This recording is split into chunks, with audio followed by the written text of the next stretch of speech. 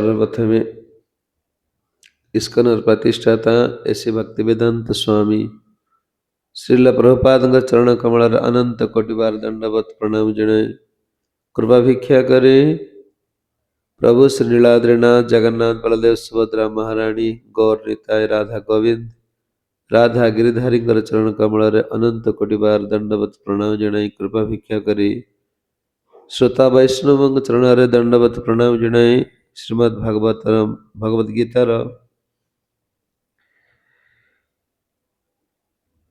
सप्तम अध्याय 23 नंबर श्लोक आम पाठ करिया जाऊे। अंतवत तु फलम अंतवत तु फलम तेषां तत भवति अल्पमेधसं देवान देवजः जन्ति मतभक्ता जन्ति ममपि अंतवत तु फलं तेषां तत् भवति अल्पमेधसं देवान देवजन्त जन्ति मतभक्त जन्ति मम अपि। श्लोकर अनुवाद।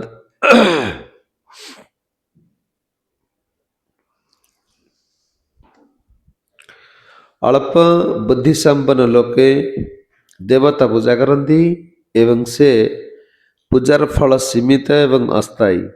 जो मैंने देवता से देवलोक प्राप्त होती किंतु मोर भक्त परिणाम मोर सर्वोच्च धाम पहुंचती।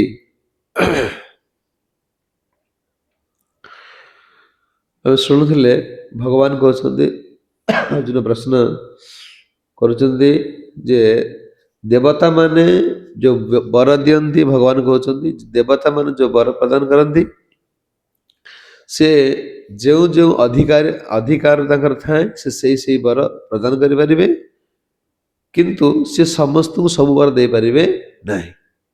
अच्छा जो वर से देउछंदी से समस्त शक्ति हूँ मोर मो कतु से प्राप्त होती मो कतु पाइला देवता मान जो वर दियंती ता भगवान प्राप्त होती जहाँ देवार अधिकार अच्छी ताही से दे पारे कौन जहाँ अधिकार नहीं से दे पारे ना सीमा को क्रॉस कर पारे ना सीमा भीतर रहे जार जति अधिकार से सेतिक वर दे पार अधिक आशा कले वर प्राप्त हो पार ना। तेबे अर्जुन प्रश्न कर प्रभु जदि देवता माने जो वर दौरान यदि से आपणकर तेबे देवता मान डाकिले कौन असुविधा अच्छे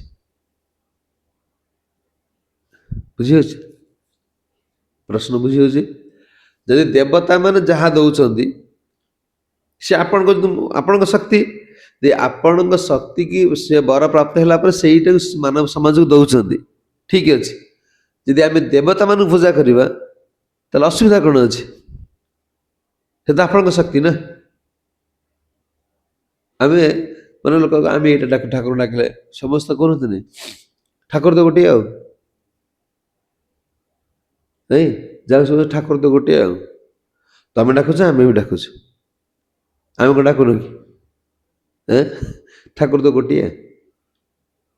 अर्जुन को प्रश्न अच्छी जदि आपण देवता मान द्वारा देवता मान ये वर देते देवता मान जहाँ दौरान से आपण आनी दौरान तेज आम देवता न डाकिले आप देवता मान डाकिले असुविधा कौन अच्छे कहीं तुम कृष्ण डाक से ये ठाकुर पूजा करना से ठाकुर पूजा करना कुआ हो तेज इस्कन पसला माने से कहते कौन तुम्हें कौन कल कृष्ण डाक किसी दरकार नहीं मन प्रश्न अच्छे ना आम आम एत वर्ष आम घर या होता आम छाड़देमु मन के प्रश्न आसूस अर्जुन ये प्रश्न हो प्रभु देवता मान पूजा कले आपण ए खुशी हेबे ना कि आ देवता मान जो शक्ति देउछंदी एटा आपणकर भगवान कहते कौन ना अंतवतु फलम तेषाम तत्भवती अल्पमेधसाम कहते देख अंतवंतु फलम अंतवंत माने अस्थायी ए देवता मान जो फल दौरान एटा अस्थायी अंतवंत फल कहते अल्प बुद्धि थिबा लोक अंतमान अस्थायी फल प्राप्त हुए जो देवता फल दौरान से स्थायी नुहे कहीं स्थायी नुहे मु पुओ पाइन मु बंचा पर मरिया पर्यंत से पुओ तुम पाखर रहा ना एटा स्थायी नुह जो क्वेश्चन कर मु भगवान डाकिली भगवान मत गोटे घर देदेले गोटे गाड़ी देले गाड़ी तो मु मरिया पर्यंत से गाड़ी मो पाखर रहा एटा स्थायी नुह कल तार बुद्धि नष्ट हो जाए कौन ना से जानी नहीं जे सी जो जगत रे मृत्यु मृत्यु जगत मृत्यु लोक कले सी भावुचे यही जन्मटा मोर आरंभ यहीटा मोर शेष मोर यही तो मो जन्मटा सी एमाने कौन करती ना पूर्व जन्म कथा भावती ना कि पर जन्म कथा भावती ना यहीटा तो मुझे जन्म खाई पी मजा मजलिस करमी जाकली बचले मोर कौन असुविधा अच्छे एमान बुद्धि नष्ट हो जाए कौन आ पर जन्म कथा भाविया समय नहीं कि कौन पूर्व जन्म कथा भाविया भी समय नहीं या पर मोर कौन जन्म हम से चिंता करना ना कथा पूर्व या पूर्व कौन कौन जन्म पाई तार भी चिंता नहीं जे एक कौन ना ब्रह्मांड ठारू हिरण्यकश्यपु वर प्राप्त हेले कौन ये बरटा केमिति अल्प बुद्धि संपन्न कौन देख हिरण्यकश्यपु 100 वर्ष देवलोक जोटा कि मर्त्यलोक 36,000 वर्ष तपस्या कले तपस्या कला ब्रह्मांड ठार कौन वर मागिले दिन मरबी ना राति मरबी ना माने अस्त्र मरबी ना शस्त्र मर जहाँ से मागिले ये केत थर कहुई कह दरकार नहीं 36,000 वर्ष से तपस्या कले 36,000 वर्ष तपस्या कला से जो वर पाइले अमर वर मागिले कि इनडायरेक्ट बाहर हिरण्यकश्यप जिते बेले से हिरण्यकश्यप जो रावण रूप नेले सी वर काम कला ना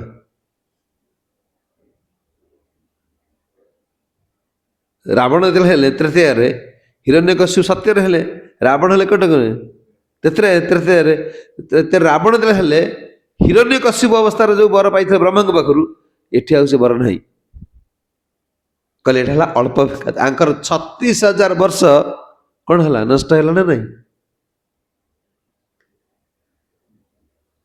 कहले ये हूँ कौन अल्प बुद्धि संपन्न व्यक्ति मैंने कौन भावती देवता मान पूजा करती आ कौन ये बुद्धि एते कौन ये बुद्धिया नुह कहले 36,000 वर्ष तपस्या कला अमर वर मागिले अमर वर ब्रह्मा मना करदे पुणी इनडायरेक्ट अमर वर मागिले सी वर रावण स्वर प्राप्त होला आगे ना सी वर काम कला ना तामाने देवता माने जहाँ वर देवे यही शरीर पाई ये शरीर पर आत्मा से तार संबंध किसी ना अच्छी मनकर पुआटा होगला ठीक अच्छे तू जा माँ ताणी कद पूजा कल नड़िया बाड़े गोटे पुओ है माँ ताणी पुओ देदेले अच्छा पुओ अच्छे तुम मरज पुओ अच्छा तुम गोटे मरी जाइए आ गए कुकुर जन्म पाइला ये पुओ सहित तुम संपर्क अच्छी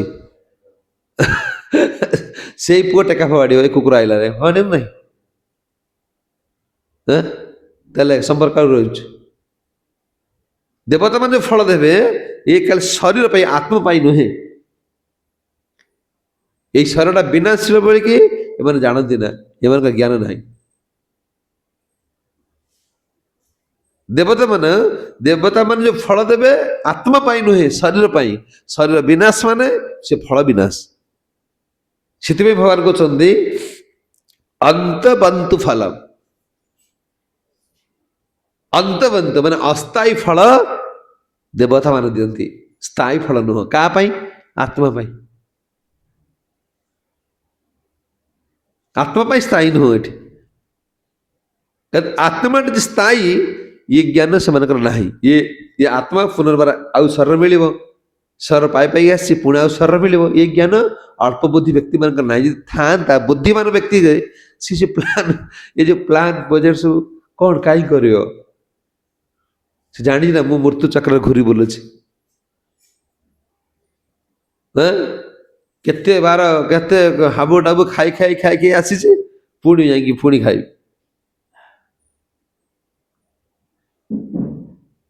କହୁଛନ୍ତି ଅଳ୍ପ ବୁଦ୍ଧି ସମ୍ପନ୍ନ ବ୍ୟକ୍ତି ମାନେ କଣ ସେମାନଙ୍କର ଇଏ ଜ୍ଞାନ ନଥାଏ। ସେ ଭାବୁଛି ମୁଁ ଏଇ ଜନ୍ମଟା ପାଇଛି, ଖାଇ ପିଇବି, ମୋତେ ଗୋଟେ ଘର ମିଳିଯାଉ, ଗାଡ଼ି ମିଳିଯାଉ।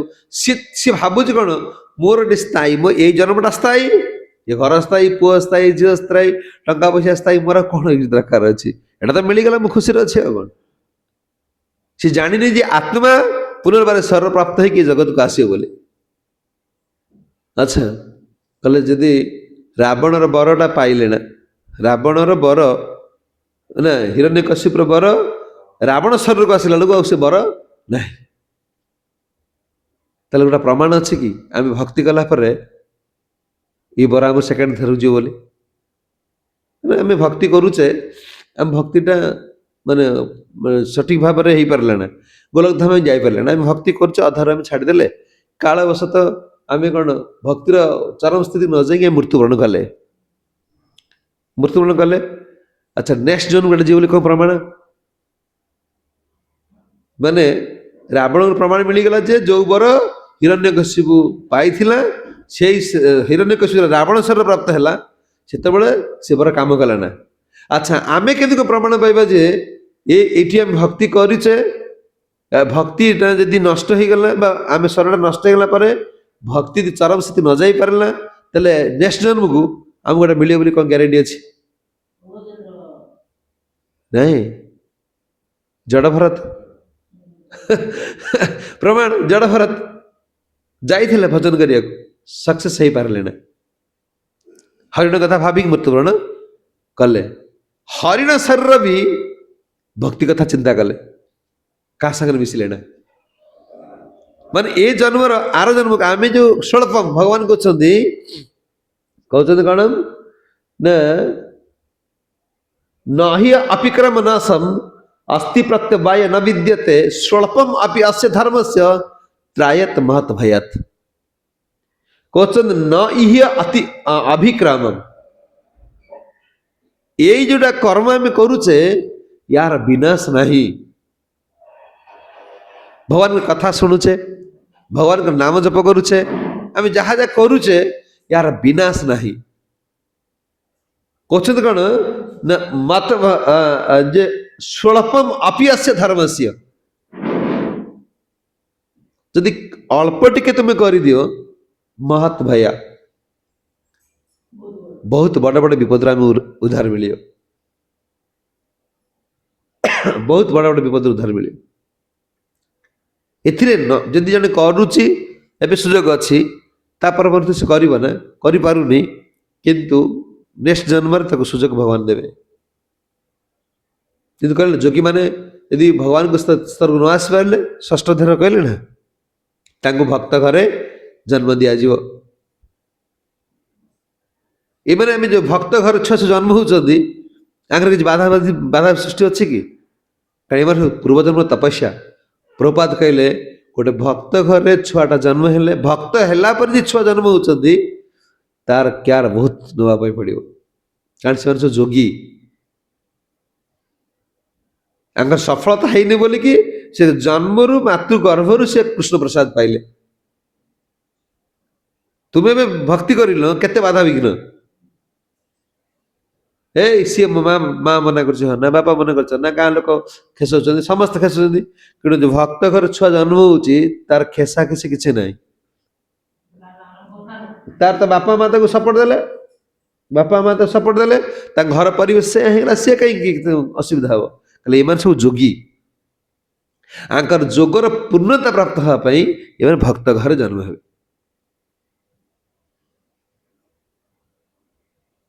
एमान तपस्या अच्छी ना कहीं कृष्ण प्रसाद पाते तुम 50 वर्ष कृष्ण प्रसाद पाओ से जन्म कृष्ण प्रसाद पाच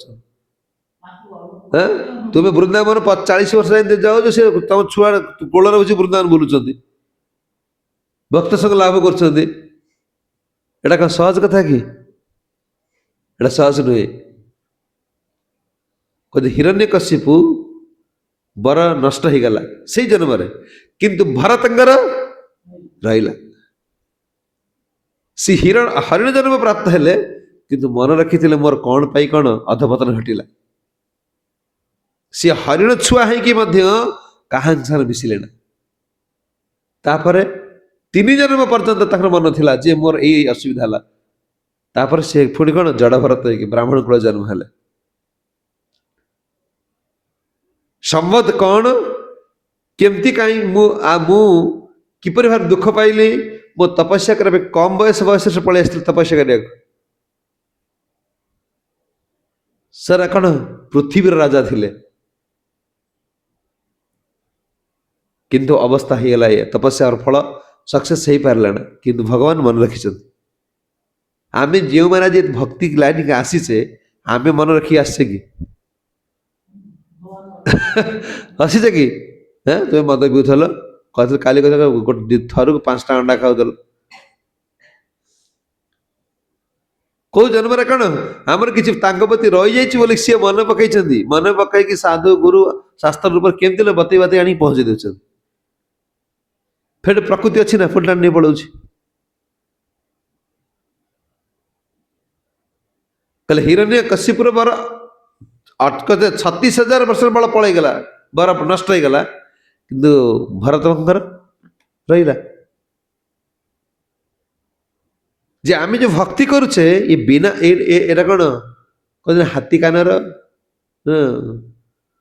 कौन शगड़ किया बारी कर भड़ा मिल सी ढोड़े ढाले हो बर हरे कृष्ण शुणला बेले टे आखि खोलीदेला बेलू है कौन कथाटा हो सी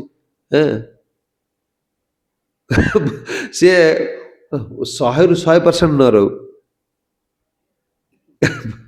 प्रभुपाद कहले जड़ जगत रे तुम बेस्ट वन हाँ हेले तुमको 100% मार्क रखा पड़ो 100 कि आध्यात्मिक जगत यदि 1 रखी दियो पुण्य गुण से 100 हो 1 रु 100 हम किंतु ये भौत जगत रे 100 रु 100 ना तुम यदि भल पाइबाटा स्त्री उपर होची टिके कमी हेले सी कंपियो स्वामी उपर होची टिके कमी हेले सी कंपियो बहुत जगत से कौन तुम आगु एत भल पाथल एमती कथा होत एत फोन करथल एबे काई ढाई ये है हड कंपमान आगु आगु तो फोन हलाडी 100 रु जार कमिबो से कौन मुह गेरा गेरा करियो कौटी ई जड़ जगत सुखटा प्रभात भगवान गोटे पर्सेंट कर स्वल्पम कहते ना स्वल्पम अपि अस्य धर्म से पूरा 100 रु 100 न हो आटलिस्ट गाधी पाधी तो उठी मन न रो तो शुणुच तो एथि भी कल्याण अच्छे कि भक्ति में प्राप्त न हो पारे भगवान टाणी उठारी नेबे तुम सारे जाऊे ट्रेन जाऊे वृंदावन जाऊे ट्रेन ले उठी पार कि सांगर जाइए ना ता बैग फैग फपाड़ी तो पेली दूचे ना पढ़ा पढ़ा पढ़ा अरे से सांगर जाइए ना आमे दी आचार्य मानकर सांगर रहा गुरु महाराज कहीं कहते तुम इस्कन को छाड़ ना पेली पाली तो गठली पड़े फपाड़ दे कौन बसई देव जा जी सांगर जाइनी ट्रेन फेल हो यही हूँ आम देख वृंदावन जीवा समय आगे समस्त दायित्व अच्छा कौन करें समस्त को पेली पेली पठे पेटे देगी तू जो बगरे चढ़ी जा तापर आम सीट दऊ नहीं तो पेली पेली पठे दौचे पठेदेला शेष में आम उठुचे ସାଙ୍ଗରେ ଗଲେ ସେଥିପାଇଁ କହିଲେ ଭକ୍ତ ସାଙ୍ଗ। ଆଉ ତମେ ଏକା ଏକା କେମିତି କଣ ଭଜନ କରିବ? ଏକା ଏକା ଗଲେ କେହି ପେଲିବାକୁ ନାହାନ୍ତିନି, ଗଣ୍ଠୁରୁ କେହି ଟେକି ପାରିବେନି। ତମକୁ ନିଜକୁ ଉଠେଇବା ପାଇଁ ପଡିବ ଆଉ, ନିଜେ କଣ ଉଠେଇବେ ଜାଣିଛ ଆଉ, ପୁରେଇ ଥାଉ ସବୁ ଜିନିଷକୁ। ଆଉ ଉଠେଇ ଆଲା ବେଳେ ଖାଲି ଦେଖୁନ ଯୋଉମାନେ କିଣି ଦେଇଥିବେ ଉଠେଇ ଏଇ ବାବା ଟିକେ ଧାର ଧାର ଶିଖି ବ୍ୟସ୍ତ। ଆଚ୍ଛା ଯିଏ ସାଙ୍ଗରେ ନ ଯାଇଛି ସେ ବ୍ୟସ୍ତ ହେଲେ ତା କାନ୍ଦ କିଏ ଶୁଣିବ? ଗୁରୁ ମହାରାଜ ସେଥିପାଇଁ କହିଲେ ତୁମେ ଇସ୍କନ କେବେ ଛାଡ଼ିବନି। କାରଣ ଇସ୍କନକୁ ଧରିଲେ କଣ ହବ? କିଏ ବୈଷ୍ଣବ ମିଳିବେ, ସାଧୁ ମିଳିବେ, କଣ ଗୁରୁ ମିଳିବେ, ଏସବୁ ତ ଟେକି ଟେକି ନେଗି ଯିବେ ଗଲ ଥାଉ। ଇଏ ଫଳ କଣ ନଷ୍ଟ ହବାର। ସେଥିପାଇଁ କହୁଛନ୍ତି ଯେ କୃଷ୍ଣ ଭକ୍ତ ପ୍ରତ୍ୟେକ ଜନ୍ମ ଯାଏ ଭକ୍ତିର ଫଳ ପ୍ରାପ୍ତ ହେବେ।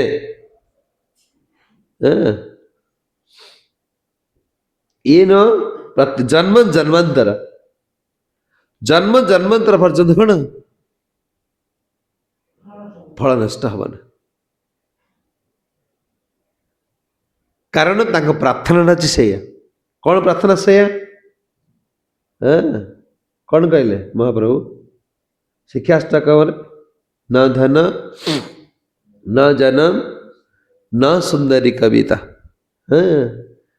न सुंदरी कविता बा जगदीश कामये मम जन्मानि जन्मनेश्वरे भवता भक्ति अहितुकितोई। भक्तर यही हूँ कामना, न धन न जन न सुंदरी कविता। तार कामना नहीं धन जन। कहले अच्छा कर्मी देवता को पूजा कर कहल तो धन धन रखा से तुमको कौन मारी पकेब? मो धन संपत्ति मु छाड़ दे मो पिला छुआ सुख न मागिकी मु सुंडा खाली नडियाटा नहीं जीवी सेठी। जदि गोटे मंदिर आगे बोर्ड मारा हम एठी आपण किछि मागंतु ना जी आसीबो किछि मागिबो ना, मंदिर फांका आसो कि? किंतु महाप्रभु कहते आमर एटा मगा होची। सबुदिन प्रार्थना करी शिक्षाष्टक कम पढ़ुचे, न धन न जन न सुंदरी कविता बा जगदीश काम है। मुझको जगत राजा पे चाहूनी, मोर कौन जगत दरकार नहीं, कौन दरकार मम जन्मानि जन्मनेश्वर।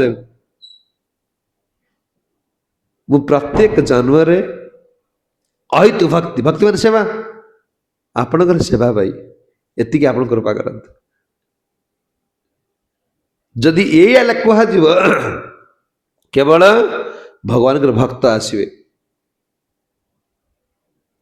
कल देवता मान भक्त या छाड़ी पारे ना, छाड़ी पारे? अरे आम कर्मी लोक मान जाऊ देखुचु, स्वामी स्त्री दी जन जाऊ वृंदावन, खाली टिके छड़ा हो गले भाई मैंने पागल कहीं मुझे मैंने माड़ गोल से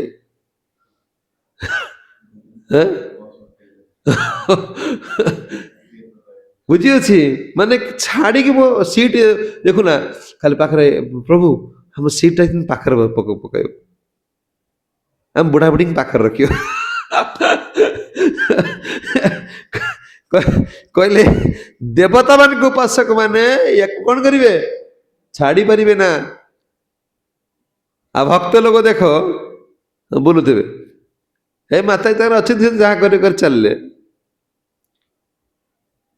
सी भी से माता जी नहीं जाऊँगी, चिंता अर्थ नहीं माता जी अच्छा से चले भगवान ये पागल है। कल देवता मान उपासक माने काम द्वारा बसीभूत हो जाती, कामना द्वारा से कौन करती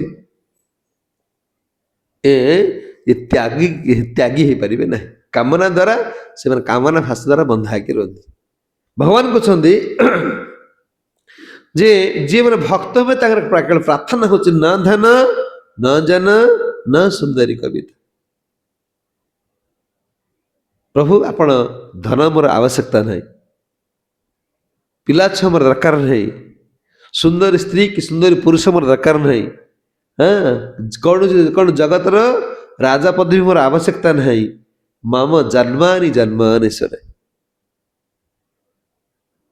ଆପଣ ପ୍ରତ୍ୟେକ ଜନ୍ମରେ ମତେ ଭଗବତ ଭକ୍ତି ପ୍ରଦାନ କରନ୍ତୁ, ମାନେ ମତେ ଆପଣଙ୍କ ସେବା ପ୍ରଦାନ କରନ୍ତୁ, ଏହି ମୋର କାମନା।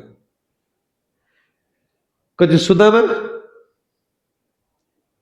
ସୁଦାମା ଯେତେବେଳେ କଣ ଭଗବାନଙ୍କୁ ପ୍ରାପ୍ତ ହେଲେ, ହେଲେ ଫେରିଲେ, ଭଗବାନ ତ ମାଗିଲେ, ସୁଦାମା ତୁମେ ପୁରା ଖୁସି ହେଇଗଲେ। ସୁଦାମାଙ୍କ ପ୍ରାର୍ଥନା କରୁଛନ୍ତି, ଧନ ଦେଖିଦେଲେ ଏତେବେଳେ ଆସିକି ନଗରରେ ପହଞ୍ଚିଲା ବେଳକୁ ତ କଣ ବିଶ୍ୱକର୍ମାଙ୍କ ଡକେଇ ତ ଭଗବାନ ସୁଦାମା ନଗର କରିଦେଇଛନ୍ତି। ସୁଦାମାର ଘର ପୁରା କଣ ବୈକୁଣ୍ଠର ଭଗବାନ ଘର ସହିତ ଗଳା କରିଦେଇଛନ୍ତି। ହଁ, ଭଗବାନ ସୁଦାମା କହୁଛନ୍ତି ଦାସ୍ୟମ୍ ପୁନଃଜନ୍ମନି ଜନ୍ମନି ସ୍ୟାତ।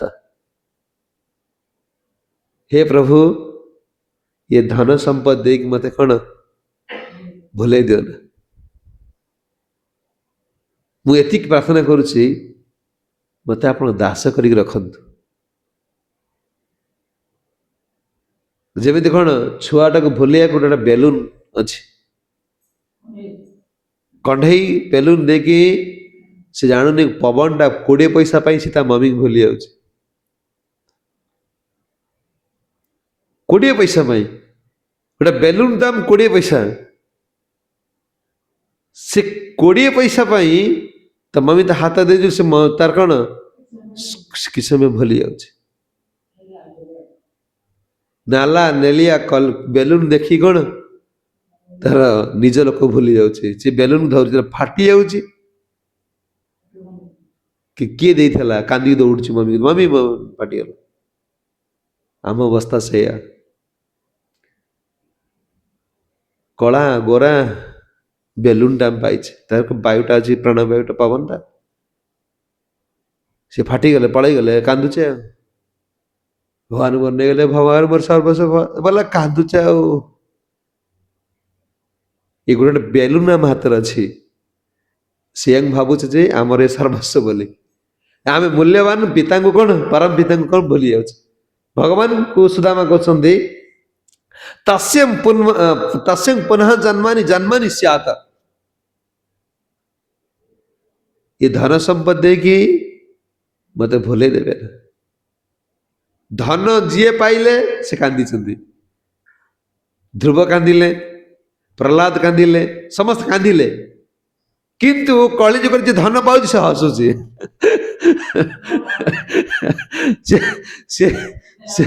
ଘର ହେଇଗଲା, ଗାଡି ହେଇଗଲା, ପୁଅ ବାହାର ଗୋଟେ କାଲି କିଏ ଗଲା କହିଲା ସେ ପୁଅ ବାହାର କରିବ, ଆସିବେ କୋଉଠୁ, ମାନେ ଆସିବେ ଆନ୍ଧ୍ରରୁ, ଆସିବେ ବାଣ ଫୁଟାଳି,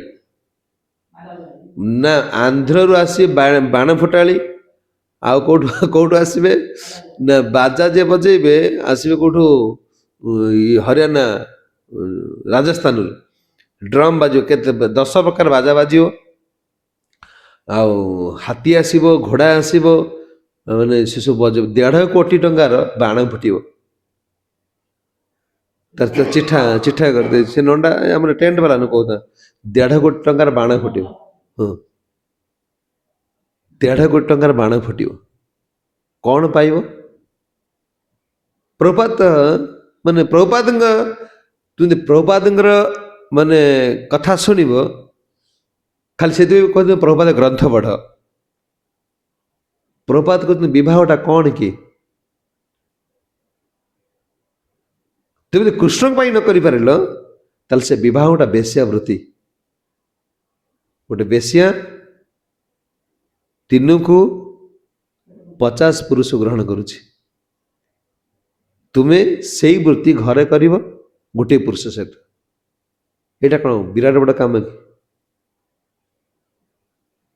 ଏଇଟା ଗୋଟେ ବିରାଟ ବଡ଼ କାମ କି? ସେ ଦେଖିବାକୁ ହଉଛି କଣ, ମୁଁ କଣ ମାନେ ମୋର ବାହାଘର ଦେଖିବେ ନା, ବାବୁଙ୍କର ଏତେ ପଇସା ଅଛି, ବାବୁ ବାଣ ଫୁଟାଉଛନ୍ତି, କିନ୍ତୁ ବୋହୁ ତାର ହାଫ ପ୍ୟାଣ୍ଟ ପିନ୍ଧି ବୁଲୁଛି, ଏ ବାବୁଙ୍କ ବୋହୁ, ତା ପାଇଁ କେତେ ଟଙ୍କା ଖର୍ଚ୍ଚ ହଉଛି? କହିଲେ ଭକ୍ତ ଏଇଗୁଡ଼ା ଚାହିଁ ନା, କହିଲେ କହିବା ତାତ୍ପର୍ଯ୍ୟ ହଉଛି ଧନ ଆସୁଛି, ଏମାନେ ହସୁଛନ୍ତି ମୋର ଏଇଟା ହେଇଗଲା, ଏଇଟା ହେଇଗଲା, ସିଏ କହିଲେ ଭକ୍ତ କିନ୍ତୁ ଧନ ଆସିବ ସେ କାନ୍ଦିବ, କାରଣ ମୋର ଭକ୍ତିର ବାଧା ସୃଷ୍ଟି କରିବ। ଖାଲି ତ ହିସାବ କରି ଦିନ ପଳେଇବ, ମୁଁ କରିବି କଣ, ଜପ କରିବି କଣ? କହିଲେ ଭକ୍ତ ସେଥିପାଇଁ ନା ଧନ ନା ଜନ, ଏଟା ଭକ୍ତି ଦବ ନା, ଏଟା ଭକ୍ତି ଦବ ନା। ଜୀବ ଭାବୁଛି କଣ ୟା ଦ୍ୱାରା ମୁଁ ଏଠି ସୁଖରେ ରହିପାରିବି। ଭଗବାନ କହୁଛନ୍ତି ଅଳ୍ପ ବୁଦ୍ଧି, କହିଲେ ଅଳ୍ପ ବୁଦ୍ଧି କହିଲେ କଣ? ଅଳ୍ପ ବୁଦ୍ଧିମାନ ସେମାନେ ଜାଣନ୍ତି ନାହିଁ ଯେ ଇଏ ଜନ୍ମ ପରେ ଇଏ ଧନ ଆର ଜନ୍ମରେ ମୋ କାମରେ ଲାଗିବ ନା। ଇଏ ବିଦ୍ୟା, ଇଏ ହଉଛି ଜଡ ବିଦ୍ୟା, ଆର ଜନ୍ମରେ ଇଏ କାମରେ ଲାଗିବ ନା। ତମେ ଏବେ କଣ ଡିଗ୍ରୀ ହାସଲ କରିଥାଅ, IAS ଅଫିସର ହେଇଥାଅ, OS ପାଇଥାଅ, ଇଞ୍ଜିନିୟର ହଉ, ବୈଜ୍ଞାନିକ ହଉ, ମୃତ୍ୟୁ ପରେ ପୁଣି ABCD ଶିଖିବ। ଯୋଉ ମଡେଇ ମଡେଇ ପାହାର ଖାଇ ଖାଇକି ଯାଇଛି, ସେ ଅକ ଚକ ଯାଇଛି, ମୃତ୍ୟୁ ପରେ ପୁଣି ସେ ଅଖ ଚକ ରଖ କଣ ଆଇ ଉଇ ଏଇଟା ପଢିବ। କିନ୍ତୁ ଭକ୍ତିଟା ଆଉ ଅଖ ଚକ ପଢିବାକୁ ପଡିବ ନା। ଯୋଉଠି ସରିଲା 1% ତମର ହେଇଛି, ନେକ୍ସଟ ଜନ୍ମକୁ ଆଉ ଜନ୍ମ ମିଳିବ 2ରୁ ଆରମ୍ଭ, ଆଉ 1 କତିକି ଯିବ ନା, ଆଉ 1 ପଢିବ ନା। ଏଇଟା ହେଲା କାହିଁକି, କାହିଁକି ପଢିବ ନା? ଏ କାଳ ଆକୁ ନଷ୍ଟ କରିପାରିବ ନାହିଁ, ଭକ୍ତି ନଷ୍ଟ ହବ ନା। ଯେତିକି ସମୟ ଆମେ କରୁଛେ ଏ ସମୟ ଆମର ନଷ୍ଟ ନୁହେଁ, ଏ ସମୟ ଆତ୍ମା ପାଇଁ। ଆଉ ଏଇଟା ଯୋଉଟା ଭଗବାନ ପାଇଁ ଏଇଟା ନ କରୁଛେ, ସେ ସମୟ ହଉଛି ଶରୀର ପାଇଁ। ଆଉ ଶରୀରରେ ବିନାଶ ଘଟିବ, ଶରୀର ପାଇଁ ଯାହା ଯାହା ଘଟିଛି ସବୁ ବିନାଶ ହେଇଯିବ, ନଷ୍ଟ ହେଇଯିବ। ପୁଅ ଝିଅ ଟଙ୍କା ପଇସା ଯାହା ସବୁ ଅଛି ଏଟା ସବୁ ପଳେଇଯିବ, ରହିବନି। ତୁମ ସହିତ ଏଇ ନେକ୍ସଟ ଯୋଉ ଆ ପରେ ଜନ୍ମ ମିଳିବ, ଆଙ୍କ ସହିତ କଣ ସମ୍ବନ୍ଧ ରହିବ ନା। ଆଉ ତୁମେ ତ କଣ ଲେଖିଦେଇଛ ଆଉ, ସାତ ଜନ୍ମର ସ୍ୱାମୀ ମୁଁ ମୋର। ଆରେ ଇଏ ତ 7 ଜନ୍ମ, ଏଇ ଜନ୍ମରେ ତାକୁ ପାଇଦ ସେ ମଦ ପିଇ ଯାହା କରୁଛି, ତମ ଅବସ୍ଥା ଦିକଟା। 7 ଜନ୍ମ ପରେ କେମିତି ତାଙ୍କ ପାଖରେ ରହିବ? ଏଇ ଗୋଟେ ଜନ୍ମରେ କହୁଛ। କାଲି ଗୋଟେ ଲୋକ ଆସିଥିଲା, କହିଲା କଣ ବାବା, ମୁଁ କହିଲି କୁଆଡେ ଏମିତି ବ୍ୟସ୍ତ ହଉଛ? ନା ମୁଁ ସେ ଜାମିନି ଖୋଜୁଛି। କୁଆଡେ ଜାମିନି, କାହିଁ ଖୋଜୁଛ? ମୁଁ ଯଦି କାହିଁ ଖୋଜୁଛ? ତା ଜୀବନ କଥା କହିଲା। ଆଉ କଣ କହିବି, ପୁଅଟା ବାହାର କରିଥିଲି, ବହୁତ ଡିଭୋର୍ସ ଦେଇ ପଳେଇଲା, ଆଉ ପୁଅଟା ବାହା ହବ, ସିଏ ବାହା ବାଗା ହେଲାଣି, କରିବୁ କଣ, ସାନ ପୁଅଟା ହେଲାଣି, ମାନେ ପୁରା ବ୍ୟସ୍ତ। ବୁଝିପାରୁଛି? ଆରେ ଏଇ ଜନ୍ମରେ ତମର ଡିଭୋର୍ସ ପେପର ଲେଖା ହଉଛି, ଆଉ 7 ଜନ୍ମରେ ପରେ କଣ ଜିନିଷ ରହିବ?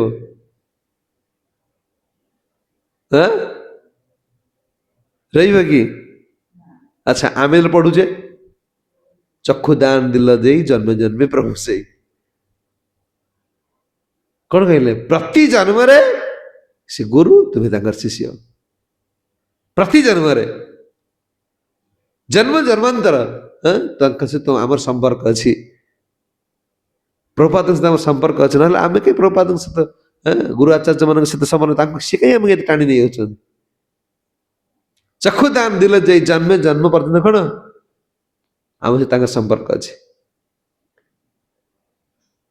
କହିଲେ ଇଏ ଜଡ ଜଗତ ସମ୍ବନ୍ଧ ନା କଣ, ମୃତ୍ୟୁ ପରେ କାହା ସହ ସମ୍ପର୍କ ନାହିଁ। ଭଗବାନ କହୁଛନ୍ତି ଅଳ୍ପ ବୁଦ୍ଧି, ଅଳ୍ପ ଅଳ୍ପ ବୁଦ୍ଧି ମେଧସାମ।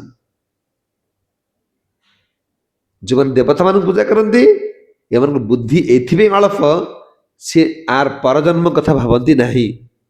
ଏ ଜନ୍ମରେ ଖାଇ ପିଇକି ରହିଲେ, ଆର ଜନ୍ମ କୁକୁର ହେଇକି ବୁଲିବେ, ବାଡା ପାହାର ଖାଇବେ, ବିଷ୍ଟା ଚାଟିବେ, ଘୁଷୁଡି ହେଇକି ବୁଲିବେ, ଚିନ୍ତା ନାହିଁ।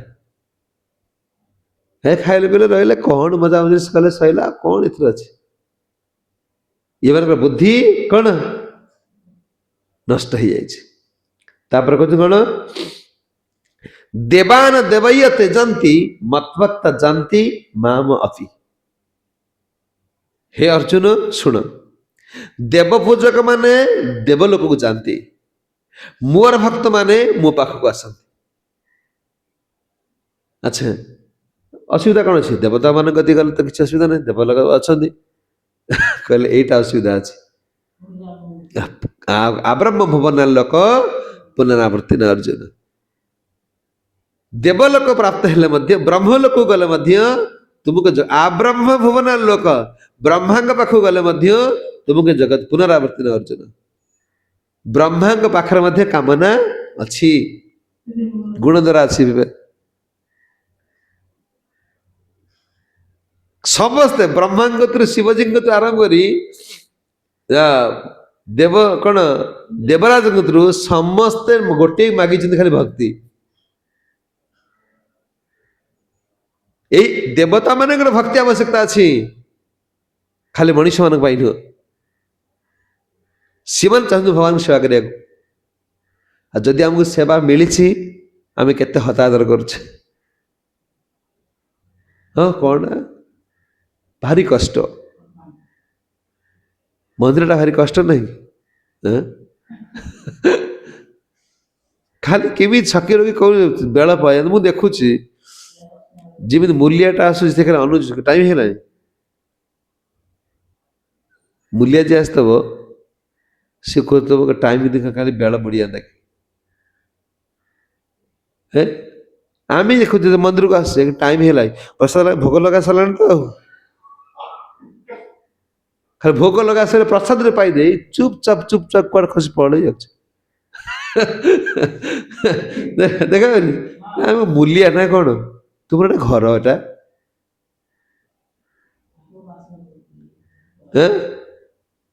ମନ୍ଦିର ଯିଏ ରହିଛନ୍ତି ସେ କଣ ପ୍ରଭାତ କଣ କହିଲେ, ତୁମକୁ ମନ୍ଦିରକୁ ଡକା ହଉଛି ଭଗବାନଙ୍କ ସେବାରେ ନିଯୁକ୍ତି ହେବା ପାଇଁ। ମଠବାସ ତ ସବୁବେଳେ ସେବା କରୁଛନ୍ତି, ତୁମେ ଦିନେ ଦିନେ ଆସି କରିବ ନା। ସେ ଦିନେ ଦିନେ ଆସିଲା ବେଳକୁ ଖାଲି ଟାଇମ ଖାଲି ଛକା ପଞ୍ଝା ଚାଲିଛି। ମୁଁ ଦେଖୁଛି, ମୁଁ ତ ବାହାରି ପଡୁଛି, ଛକି ପଡୁଛନ୍ତି ଏ କାଳେ ସେ ଭାବୁଛି କଣ କହିଦେବେ କି।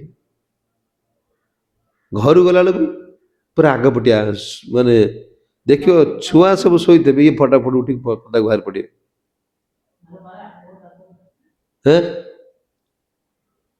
ହେଠି ଡାକିକି ଉଠଉଛ, ଏଠି ଖାଲି କହିଲା ବେଳକୁ ଛକି ରହୁଛ। ଆମ ଅବସ୍ଥା ଏଇଆ।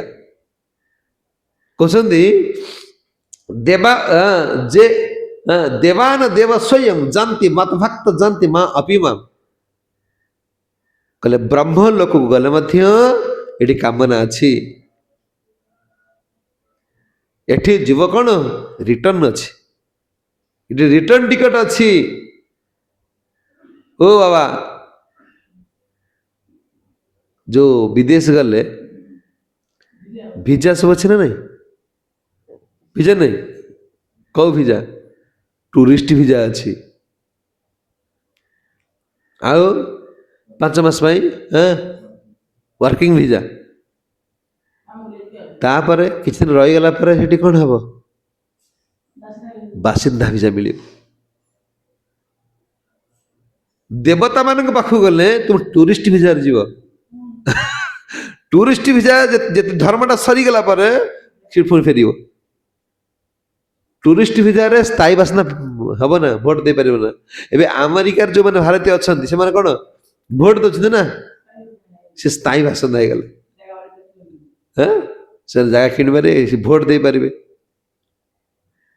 ତ ବ୍ରହ୍ମାଙ୍କ ପାଖରୁ ଏଠି ସବୁ ଟୁରିଷ୍ଟ ଭିଜା, ଏଠି କେହି ସ୍ଥାୟୀ ରହିପାରିବେ ନା। ଇଏ ସବୁ କଣ ଟୁରିଷ୍ଟ ଭିଜା ଚାଲିଛି। ଗୋଟେ ଜାଗାକୁ ଗଲେ ବାସିନ୍ଦା, ଆଉ ଏଠି କଣ ଫେରିବ ନାହିଁ। ସେ ହଉଛି ଭଗବାନ କହୁଛନ୍ତି ମଧାମ।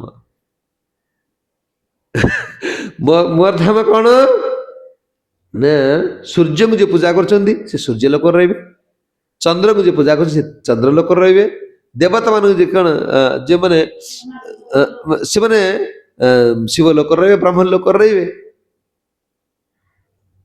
ଏମାନେ ଯୋଉ ଭାବୁଛନ୍ତି ମନକା ଯୋଉ କଣ ଲଡୁ ଖାଉଛନ୍ତି, ଆମେ ଯାହାଙ୍କୁ ପୂଜା କରୁ ସେଇ ଜାଗାରେ ପହଞ୍ଚିବୁ ନା। ଇଏ ୟାଙ୍କର କୋଉଠି ସ୍ଥାନ, ଇଏ ମାନେ ପେତ ହିଁ ଖାଲି ବୁଲିବେ।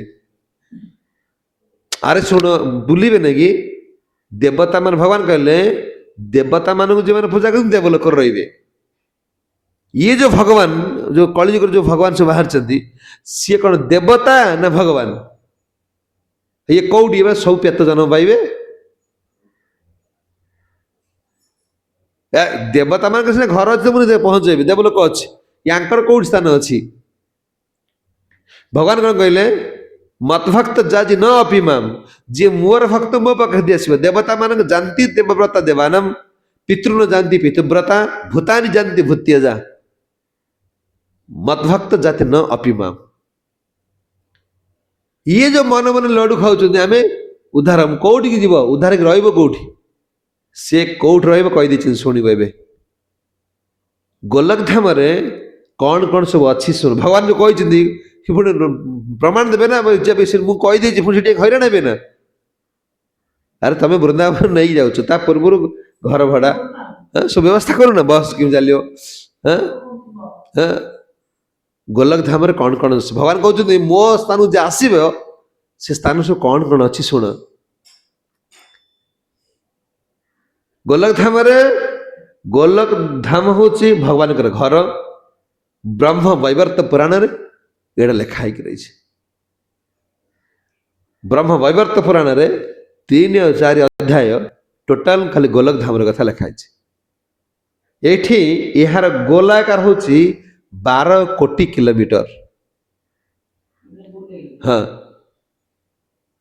गोलकधाम तुम्हें जो मैंने मुझे आज भावुली भगवान कौन कौन छाड़ी भक्त वस्तुता गुण को देखी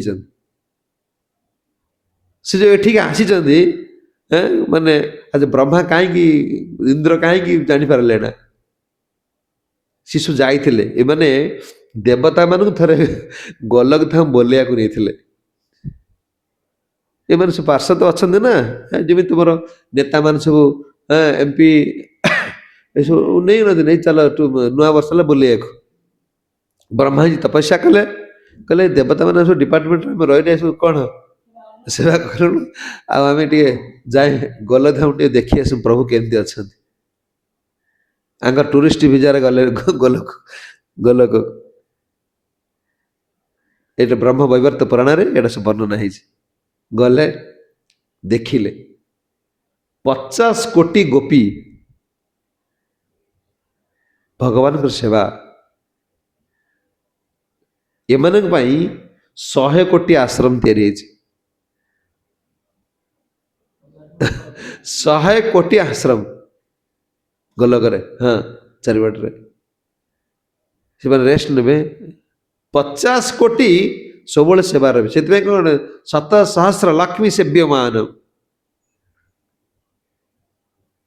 ये भूत केतन बाहर निराकार किसी ना सी रूपरेख किसी ना अरे तो सब वर्णना कर प्रभुपाद यही कथा शुणी जाती प्रभुपाद बहुत रागी जाती लेक्चर शुणुले प्रभुपाद रागी जाती इसको थप्पड़ मारो प्रभुपाद कहते ये अंध देखी नहीं भगवान मोर धाम भगवान कहते मोर धाम गोलक धाम यही सब अच्छी 50 कोटी गण गोपी सब समय भगवान कौन सेवा कर तुम्हें को नड़िया टे ये आज भोग लगा ना काली से प्रभुपाद कहीं गोटे सब कले इस्कन कहीं सेवार गुरुत्व दौरान कले ये सेवा द्वारा से आकृष्ट हे 50 कोटी गोपी समस्ते रही सेवा कर गोलकधाम कहते 10 कोटी आश्रम तांकर पार्षद पाई 10 कोटी आश्रम तांकर नित्य पार्षद मानक पाई भगवान हाँ 100 कोटी आश्रम तांकर प्रमुख पार्षद पाई जो नित्य अंग लगी सेवा करेंगे पाखे रे एम 100 कोटी आश्रम तापर कहते कौन 32 कोटी आश्रम गोपांगना जो मैंने राधाराणी सहित कृष्ण कौन माने संबंध बांधे ଏମାନଙ୍କ ପାଇଁ 100 କୋଟି ଆଶ୍ରମ ନା 32 କୋଟି ଆଶ୍ରମ ହଉଛି ଗୋପାଙ୍ଗନା ମାନଙ୍କ ପାଇଁ, ସବୁ ଗୋପାଙ୍ଗନା ମାନେ ରହିବେ। ଆଚ୍ଛା, 10 କୋଟି ମନୋହର ଭବନ। ମନୋହର ଭବନରେ କଣ, ଯୋଉମାନେ ରାଧାରାଣୀ କି କଣ ମାନେ ସେବା କରନ୍ତି, ହଁ ରାଧାରାଣୀ କି ସହିତ ଯୋଉମାନଙ୍କର ସମ୍ବନ୍ଧ ଅଛି, ମାନେ ଏମାନଙ୍କ ପାଇଁ 32 କୋଟି, ନା 10 କୋଟି ମନୋହର ଭବନ। ମନୋହର ଭବନରେ ଖାଲି ମନ କଣ ଭଗବାନ ଏଇଟା ସବୁ ରଖିଛନ୍ତି, ଆସିବେ କେମିତି, ରହିବେ କୋଉଠି? ଆରେ ତମର ଛୁଆଟା ଜନ୍ମ ହେବା ପୂର୍ବରୁ ତମେ ଘର ଜାଗା କିଣ, ଘର ଛୁଆଟା ଖାଲି ମା ପେଟରେ ରହିଲେ ତା ପାଇଁ LIC କରିବ, ହଁ କେମିତି କଣ ସେ କୋଉଠି ଜାଗା କିଣିବ, ଭୁବନେଶ୍ୱର ଜାଗା କିଣିବ, ବ୍ୟବସ୍ଥା। ଭଗବାନ ତମକୁ ନେବେ ଏଇଠୁ, ରଖିବେ କୋଉଠି?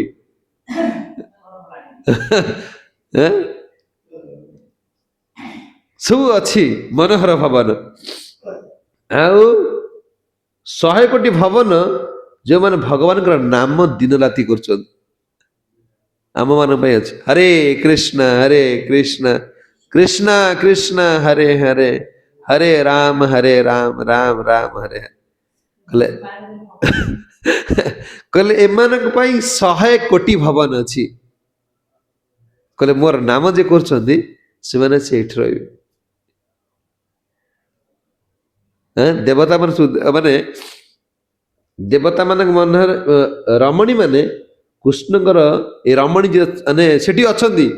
ଯେମିତି ତମେ ଯାଉଛ ବୁଲେଇକି ଦେଖିବା ପାଇଁ ନା, ଯୋଉମାନେ ଗୋଲକ ଧାମକୁ ଭିଜାର ଯାଆନ୍ତି ଦେବତା ମାନଙ୍କୁ, ସେ ରମଣୀ ମାନେ ଅଛନ୍ତି ବୁଲେଇକି ଦେଖେଇବେ, ଏଇଟା ଏଇଆ ସେଟା ସେ ଏଇଟା, ହଁ ଦେଖେଇବେ।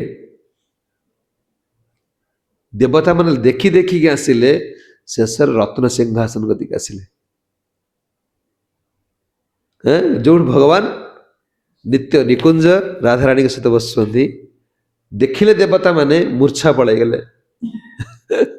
କଣ ନା ଦେବତା ମାନେ ଦେଖିଲେ ରତ୍ନ ସିଂହାସନ 1 କୋଟି ସୂର୍ଯ୍ୟଙ୍କର ଉଜ୍ଜଳ। ହିସାବ କର, 1 ସୂର୍ଯ୍ୟ, ଏଇ ସୂର୍ଯ୍ୟଙ୍କ ଭଳି କୋଟିଏ ସୂର୍ଯ୍ୟ ଏକାଥରେ ଉଦୟ ହେଲେ ଯେମିତି ହୁଏ, ମାନେ ଭଗବାନଙ୍କର ସିଂହାସନ ସେ ରତ୍ନ ସିଂହାସନ, ମାନେ କୋଟି ନତତ ଭାସେତି ସୂର୍ଯ୍ୟ ନ ଶଶାଙ୍କ ନ ପାବକ ଯତକ ତତ୍ ନିବର୍ତ୍ତନ ତଦ୍ଧାମ ପରମ ମମ। ଏଇ ଯୋଉ ଜ୍ୟୋତି ବାହାରୁଛନ୍ତି, ମୋର ମନରେ ବହୁତ ଦିନ କୋଶ୍ଚିନ୍ ଥିଲା, ତ ସୂର୍ଯ୍ୟର ଆଲୋକ କେମିତି ହଉଛି ନା, ଭଗବାନଙ୍କର ଯୋଉ ରତ୍ନ ସିଂହାସନରେ 100 କୋଟି ସୂର୍ଯ୍ୟଙ୍କର ଉଜ୍ଜଳ ବାହାରୁଛି ତେଜ। ଏହି ତାଙ୍କର ରତ୍ନ ସିଂହାସନ। ଭଗବାନ କହୁଛନ୍ତି ଯେତେବେଳେ ଯିବ ମତେ ଭଜନ କରିବ, କହୁଛନ୍ତି ଅର୍ଜୁନ ଇ ଅଳ୍ପ ଜାନ୍ତି ମତ ଭକ୍ତ ଜାନ୍ତି ମାମ ଅପି। ଯେତେବେଳେ ଯିବ ମତେ ଭକ୍ତି କରିବ, ମୋର ଏଇ ଗୋଲକ ଧାମକୁ ଆସିଲେ ପୁନର୍ବାର ପୁନର୍ଜନ୍ମ ନ ବିଦ୍ୟତେ ମାମୁ ପତେ ତୁକନ୍ଦେୟ ପୁନର୍ଜନ୍ମ ନ ବିଦ୍ୟତେ। ସେ ନିତ୍ୟ ରାସରେ କଣ ଗୋଲକ ଧାମରେ ଏଠିକି ଆସିକି ସିଏ ସ୍ୱାମୀ ବିଗିଡ଼ିଲାଣି ତ ସ୍ତ୍ରୀ ବିଗିଡ଼ିଲାଣି, ତ ଇଏ ଛୁଆ ବାପା ବିଗିଡ଼ିଲାଣି ତ ମା ବିଗିଡ଼ିଲାଣି, କେତେ କଷ୍ଟ। ଗୁଣ୍ଡେ ଖାଇବେ ଖଟିକି, ଚାକିରି ଟିକେ କରିବେ, ରାତି ଦିନ ପଢି ପଢି ତାଙ୍କ ଦେହରୁ କଣ ରକ୍ତ ପାଣି ହେଇଗଲେ। କହିଲେ ନିତ୍ୟ ନିକୁଞ୍ଜ ରସରେ କଣ ଭଗବାନଙ୍କର ନିତ୍ୟ ରାସ, ସେ ଗୋଲକ ଧାମରେ ରହିବେ। କହିଲେ ଏଇଟା ହଉଛି ଜୀବର ନିରାପଦ ସ୍ଥାନ। ମୁଁ ଏଇଟା ପଢିଲା ବେଳେ ଭାବୁଥିଲି ଯେ କୋଟି ସୂର୍ଯ୍ୟଙ୍କର କଣ ଉଜ୍ଜଳ ଯୋଉଠି ଅଛନ୍ତି, ଭଗବାନ କିପରି ଭାବରେ ଆସିକି ଏକ ଗୋପୀ ମାନଙ୍କ ସହିତ କି ଲୀଳା କରିଛନ୍ତି ଭକ୍ତ ପାଇଁ। କହିଲେ ବ୍ରହ୍ମା ଏ ଦେବତା ମାନେ ଦେଖିଛନ୍ତି ନା, କାହିଁକି ବିଶ୍ୱାସ କଲେ ନା? ଦେବତା ମାନେ ଦେଖିଛନ୍ତି ଭଗବାନଙ୍କର ଏଇଗୁଡା ସବୁ ଐଶ୍ୱର୍ଯ୍ୟ, ସେ କେମିତି ଆସିକି କଣ ଗାଈ ଚରେଇବେ, ତା ଅଇଁଠା ଖାଇବେ, କା ଉପରେ ଚଢିବେ, ସେ ଭଗବାନ ତାଙ୍କ ଉପରେ କ'ଣ ଗୋପ ବାଳକ ମାନେ ଠିଆ ହେଇକି ମାଖନ ଆଣିବେ, ସୁଦାମା ସବୁବେଳକୁ କାନ୍ଧରେ ବସେଇବେ। ଦେବତା ମାନେ ଏଇଟା ସବୁ ଦେଖିଛନ୍ତି ନା, ଦେଖିଛନ୍ତି ବୋଲିକି ତାଙ୍କର ବିଶ୍ୱାସ ହେଲା ନା ଯେ କ'ଣ ଇଏ ଭଗବାନ ବୋଲିକି। କନ୍ଦର୍ପ କୋଟି କମନୀୟ ରୂପ, କୋଟି କମନୀୟ ରୂପ, କନ୍ଦର୍ପ କୋଟି କମନୀୟ ରୂପ। ବ୍ରହ୍ମ ସଂହିତା ପଢା ହଉନି ଦର୍ଶନ ଆରତୀରେ, କନ୍ଦର୍ପ କୋଟି କମନୀୟ ରୂପ, ଗୋବିନ୍ଦ ଆଦି ପୁରୁଷୋତ୍ତମ ଭଜ। ଏ ବ୍ରହ୍ମଙ୍କ ସ୍ତୁତିରେ ବ୍ରହ୍ମା କ'ଣ ଏଇ କଥା କହୁଛନ୍ତି। ନିରାକାରବାଦୀ ମାନେ ସେମାନେ ୟୀଶୁ ଶୁଣିଲେ ତାହେଲେ କ'ଣ ରେ ୟୀଶୁ କୋଉଟା ବାୟା ପାଗଳା, ଭଗବାନଙ୍କର ଘର ଅଛି, କହିଲେ ଶ୍ରେଷ୍ଠ ଧାମ ହଉଛି ଶ୍ରେଷ୍ଠ ଧାମ ହଉଛି ଗୋଲକ ଧାମ, ତା ପୂର୍ବରୁ ତା ପରେ ଆଉ କିଛି ନାହିଁ। ଯିବ ସେଇଠି ନିରାପଦ ସ୍ଥାନ ନେଇ ରହିପାରିବ, ନହେଲେ ଇଏ ସବୁ ଟୁରିଷ୍ଟ ଭିଜା, ଯିବେ ଆସିବେ, ରହିପାରିବ ନା, କେହି ରହିପାରିବ, ରହି ନାହିଁ କେହି ରହିବେ ନାହିଁଟି ରଙ୍ଗ, ଏଇ ଭବ ରଙ୍ଗ ଭୂମି ତଳେ ସର୍ବେ ନିଜ ନିଜ ଅଭିନୟ ସାରି ବାହୁଡ଼ିବେ କାଳ ବେଳେ। ଏଟା ଅଭିନୟ ଚାଲିଛି। ଝିଅ ଥିଲ ମା ହେଲ, ତାପରେ ମା ହେଲ, ତାପରେ ଆଇ ମା ହବ, ହବ ନା, ଜେଜେମା ହବ। ଦେଖ ସେ ବୁଢା ହିରୋ ଥିବେ, ଟିକେ ହେଲେ ସେଠୁ ବାପ ରୋଲ କରିବେ। ଏବେ ଭଲ ଭଲ ପିନ୍ଧୁଛ, ଗୋଟେ ପୁଅ ଝିଅ ହେଲେ ତାକୁ ପିନ୍ଧେଇବ, ତମେ ଚିରାଚିରି ଗୋଟେ ପିନ୍ଧିବ, ଚାଲିଛି ରୋଲ। କହିଲେ ନିରାକାରବାଦୀ ମାନେ ଭଗବାନଙ୍କର ଏଇ ରୂପରେଖ କ'ଣ, ଏ ରୂପରେଖକୁ ମାନନ୍ତି ନାହିଁ। କହୁଛନ୍ତି ଭଗବାନ ଭକ୍ତିବିନୋଦ ଠାକୁର ଗାଉଛନ୍ତି, କୃଷ୍ଣ ଭକ୍ତି ବିନା କଭୁ ନାହିଁ ଫଳ ଦେୟ, ଭକ୍ତି ବିନୁ କଭୁ ନାହିଁ ଫଳ ଦୋ, মিছে সর্ব ধর্মা ধর্ম জীবর উপাধি মায়া, মিছে সব ধর্মা ধর্ম জীবের উপাধি মায়া, যোগ জাগ তপ ধ্যান সন্ন্যাসী ব্রহ্ম জ্ঞান, যোগ জাগ তপ ধ্যান সন্ন্যাসী ব্রহ্ম জ্ঞান, নানা কাণ্ড রূপে জীবর বন্ধন কারণ হয়, নানা কাণ্ড রূপে জীবের বন্ধন কারণ হয়। ଭକ୍ତିବିନୋଦ ଠାକୁର ଗାଉଛନ୍ତି, କହୁଛନ୍ତି କ'ଣ, କୃଷ୍ଣ ଭକ୍ତି ବିନୁ କଭୁ ନାହିଁ ଫଳଦାୟ। ଜଣେ ସବୁ କରୁଛି କିନ୍ତୁ କୃଷ୍ଣ ଭକ୍ତି ନାହିଁ, କହୁଛି ମିଛେ ସବ ଧର୍ମାଧମ ଜୀବର ଉପାଧିମୟ। ସେ ଯାହା କରୁଛି ମିଛ, କ'ଣ ଉପାଧି, ହେଇ ସେ ଗାଁରେ ଏମିତି, ଗାଁ ଲୋକ, ସେ ଲୋକ ପଇସା ବାଲା ନା, ପଇସା ବାଲା, ସେ ବହୁତ ପଇସା ଦେଇକି ଗାଁ ଲୋକ 5 ଦିନ ଖୋଇଲା, ସବୁ କଲା, ଉପାଧି ବାସ୍ ଉପାଧି ମାୟା। କହିଲେ ଇଏ ସବୁ ମିଛେ, ସବୁ ଏ ସବୁ ମିଛ, ସବୁ ଖାଲି କ'ଣ ମିଛି ମିଛିକା ଧର୍ମ। ହେଇ ପିନ୍ଧି ପକେଇଲେ ଶାଢ଼ୀ ଫାଢ଼ୀ ପିନ୍ଧିକି କ'ଣ ଆମେ ମନ୍ଦିର ଯାଉଛି, କ'ଣ ପ୍ରଭୁ ବିଲ୍ଟା ଟିକେ ହେଇଯାଉ, ପୁଅଟା ଟିକେ ଭଲ ହେଇଯାଉ, କାମଟା ଟିକେ ଆସୁ, ଏଟା କ'ଣ ଭକ୍ତି, ଏଟା ମିଛ। କହୁଛନ୍ତି ମିଛେ ସବୁ ଧର୍ମ ଧର୍ମ ଜୀବର ଉପାଧି ମାୟା। ଏଠି ଖାଲି ତାକୁ ଉପାଧିଟା ମିଳିବ। କହୁଛନ୍ତି ଯୋଗ ଜାଗ ତପ ଧ୍ୟାନ, ଯଜ୍ଞ ଯୋଗ ତପସ୍ୟା ସନ୍ନ୍ୟାସୀ ଆଦି ବ୍ରହ୍ମଜ୍ଞାନ। ସନ୍ନ୍ୟାସ ହେଇଯାଇଛେ, ନାଲି କପଡ଼ା ଖଣ୍ଡେ ପିନ୍ଧିଛେ, କିନ୍ତୁ କ'ଣ କୃଷ୍ଣ ଭକ୍ତି ନାହିଁ, ଏଟେ ମୂଲ୍ୟ ନାହିଁ। ଅନେକ ସନ୍ନ୍ୟାସୀ ଅଛନ୍ତି, ନାଲି ପିନ୍ଧି ଦେଇଥିବେ, ଗଞ୍ଜେଇ ଟାଣୁଥିବେ, ହୁକା ଟାଣୁଥିବେ, କହିଲେ ଇଏ କ'ଣ? ଇଏ ଧର୍ମ ନୁହେଁ। କହୁଛନ୍ତି ନାନା କାଣ୍ଡ ରୂପେ ଜୀବର କ'ଣ ବନ୍ଧନ କାରଣ। ଏ ନାନା ରୂପରେ କ'ଣ ବନ୍ଧା ହେଇଛନ୍ତି। ଏ କର୍ମ ବନ୍ଧନ ଫାଶରୁ କ'ଣ ମୁକୁଳିବେ ନା। କହୁଛନ୍ତି ବିନୋଦର ବାକ୍ୟ ଧର, ନାନା କାଣ୍ଡ ତ୍ୟାଗ କର। ବିନୋଦର ବାକ୍ୟ ଧର,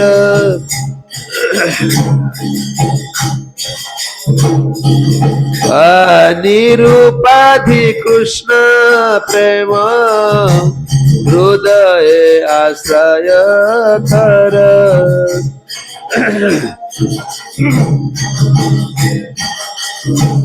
হৃদয়ে আশ্রয় কর।